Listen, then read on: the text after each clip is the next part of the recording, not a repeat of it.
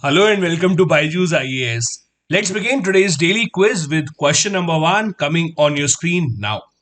Which one of the following is India's first indigenous aircraft carrier? Is it INS Arihant? Is it INS Vikrant? Is it INS Vikramaditya? Or is it INS Virat? The correct answer, as you would know, is B. It is INS Vikrant, which is India's first ever indigenous aircraft carrier. As you know, INS Arihant is a nuclear powered submarine, while INS Vikramaditya is a full fledged aircraft carrier, but it is of Russian origin, which has been inducted into the Indian Navy. INS Virat, on the other hand, is of British origin. It was scrapped in 2019 and holds the record for being the longest serving warship in the entire world. It served in the British Navy from 1959 till 1984 and then got commissioned into the Indian Navy in 1987. The reason why we are asking this question is because of a recent report by a Parliamentary Standing Committee on Defence, which has recommended that the government must ensure that there are at least 3 aircraft carriers in service. The Navy is also pushing for a second indigenous aircraft carrier after INS Vikrant, which is the first one and is undergoing sea trials. Next, question number 2.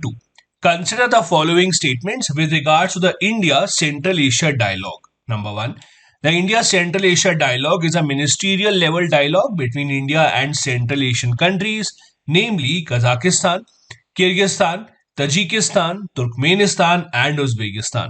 Second, the first India Central Asia dialogue was held in Samarkand, Republic of Uzbekistan. Third, all the countries participating in the dialogue are members of the Shanghai Cooperation Organization, that is the SCO. Which of these given statements is or are correct? The correct answer here is A. 1 and 2 are correct. The third statement is wrong because not all the Central Asian countries are a part of SCO.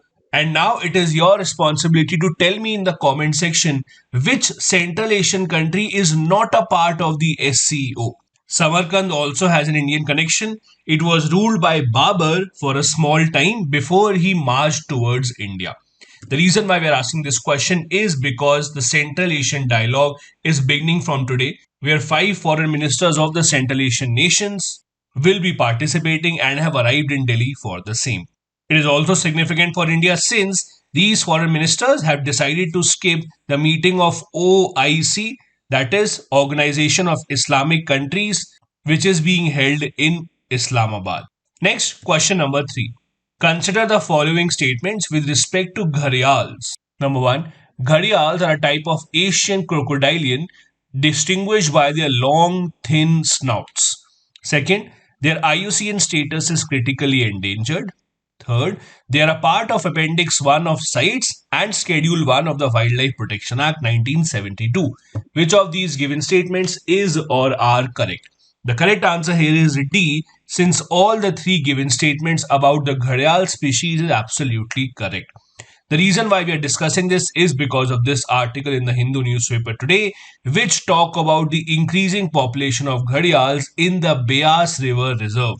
It is to be noted that gharials went extinct about half a century ago in Punjab, and efforts have been on for the past few years to introduce gharials in the Beas River basin and increase their population. Since 2017, 94 gharials have been since 2017, about 94 gharials have been released in the Beas Conservation Reserve. This is an ambitious project of the Punjab government and so far has given positive results with only 2 gharials dying in the past 4 years. The article also tells us the reasons why gharials had become extinct from Punjab earlier. The article says that construction of dams, reduced water flow, overfishing had led to the extinction of gharials from the Beas River in Punjab. Next, question number 4. The Nord Stream 2 pipeline, recently seen in the news, connects which of the following nations? Russia to Ukraine, Russia to Germany, Russia to China, or Russia to Poland? The correct answer here is B. This particular pipeline connects Russia to Germany. The reason why we're asking this question is because of a statement from the German Economic Affairs Minister saying that if Russia decides to attack Ukraine, we will not open up the Nord Stream 2 pipeline. This pipeline goes to the Baltic Sea and ensures cheap supply of natural gas from Russia to Germany, which benefits both the nations. This 10 billion euro project has been facing a lot of delays over the past few years because of the unpredictable situation in Eastern Europe. The article tells us that the construction of the pipeline was completed in September itself, but Germany has not given its proper approval for opening it up and supplying gas from Russia. Next is a previous year question from 2019. Which one of the following is not a sub index of World Bank's Ease of Doing Business Index? Is it maintenance of law and order, paying taxes, registering property, dealing with construction permits? Which of these is not a sub index? The correct answer here is A. Maintenance of law and order is not a sub index in the Ease of Doing Business Index. If you look at the Ease of Doing Business Index released by the World Bank, it has a total of 10 sub indices. These include starting a business, so how easy is it to start a business in your country, dealing with construction permits, getting electricity, registering your property, getting credit, protecting the investors, paying taxes, trading across borders, enforcing contracts, and resolving insolvency. A country is ranked in all these sub indices, which results in their final ranking in the Ease of Doing Business Index by the World Bank.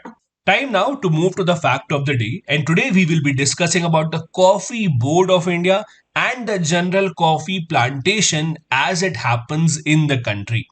The Coffee Board of India is an autonomous body and functions under the Ministry of Commerce and Industry.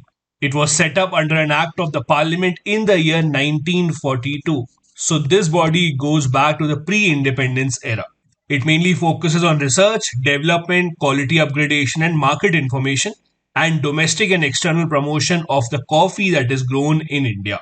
For instance, they have even launched a coffee e-marketplace to integrate farmers with the markets in a transparent manner. Now, what about the coffee plantation in India? Coffee is mainly cultivated in India in southern states, with Karnataka being the leader. Apart from Karnataka, it is also grown in Kerala, Tamil Nadu, Andhra Pradesh, and some of it is also grown in Odisha and the northeast part of India.